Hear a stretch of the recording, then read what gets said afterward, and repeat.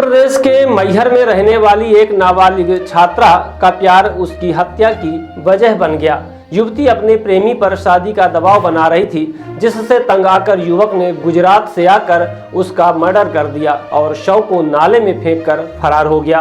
Postmortem report में यह भी सामने आया है कि मृतका 8 महीने की गर्भवती थी।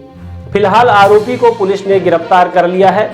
दरअसल 14 दिसंबर को बदेरा थाना क्षेत्र अंतर्गत नाले में छात्रा की लाश तैरती हुई मिली थी।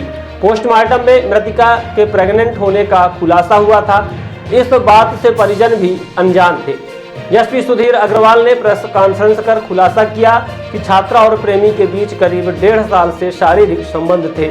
गर्भवती होने के बाद छात्रा लड़के पर शादी का दबाव डाल रही थी, जिस वजह से तंग आकर युवक गुजरात से मिलने उसके गांव आया और नाले के पास बुलाया।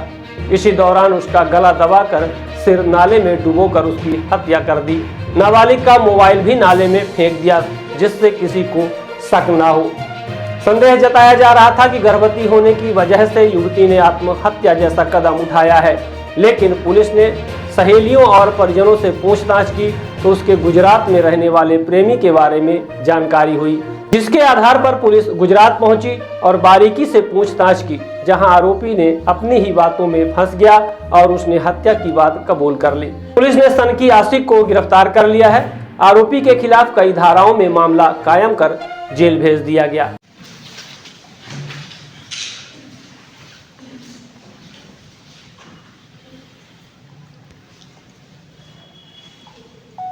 पूरा खुलासा किया है, क्या मामला है और किस अपराध के तहत मामला दर्ज किया गया है? 14 दिसंबर को थाना बदेरा क्षेत्र अंतर्गत एक गांव में तालाब में एक बच्ची का शव तैरते हुए मिला था, जिस पर से मर्ग कायम करके जांच की गई थी। उसके पोस्टमार्टम पर ये पाया गया था कि वो 32 वीक्स का फोटस उसके पास है। तो उसके इस परिस्थिति में और होने के कारण इसको गंभीरता से लिया गया और पुलिस के द्वारा बहुत बारीकी से इसमें सारे बिंदुओं पर साक्ष्य एकत्रित किया गया। महिला अधिकारियों के द्वारा भी इसमें उनके जो क्लोज रिलेटिव्स हैं और मिलने जुलने वाले बच्ची के हैं, महिला बच्चियाँ सहेलियाँ हैं, उनसे बातचीत की गई और टेक्निकल एविडेंस भी इकट्ठा किया गया। इन सब के आधार पर ये इंडिकेट हुआ कि गांव का ही एक लड़का जिसके संपर्क में बच्ची कभी आई होगी, उसके द्वारा उसे ये अपराध घटित किया गया था और इसके बाद वो गुजरात चला गया था नौकरी करने के लिए और काफ़ी समय से लौट के नहीं आया था।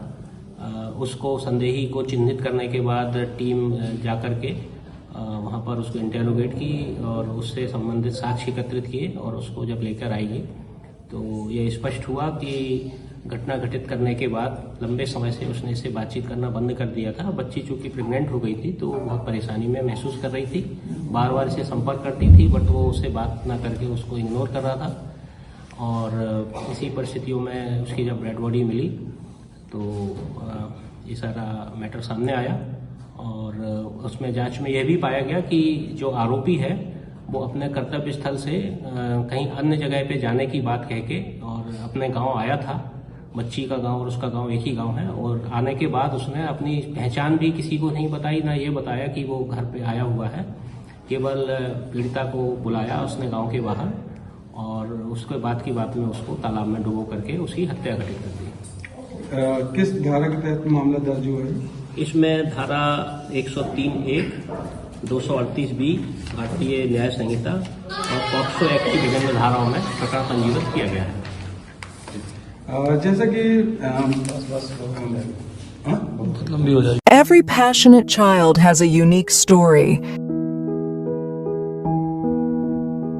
Mount Era Convent School.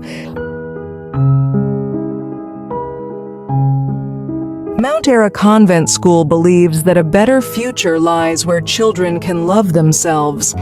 Mount Era Convent School have trained and experienced teacher, modern infrastructure, van facility, big playground, pedagogically designed curriculum, CCTV surveillance in all classes. Nari.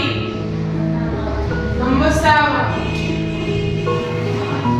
Classes are available from nursery to 8th in English medium. हमारा पता है mount era convent school, SF ground के पास, ward क्रमांक 44, home guard office के सामने। हमारा number है 99 073 17 81 7।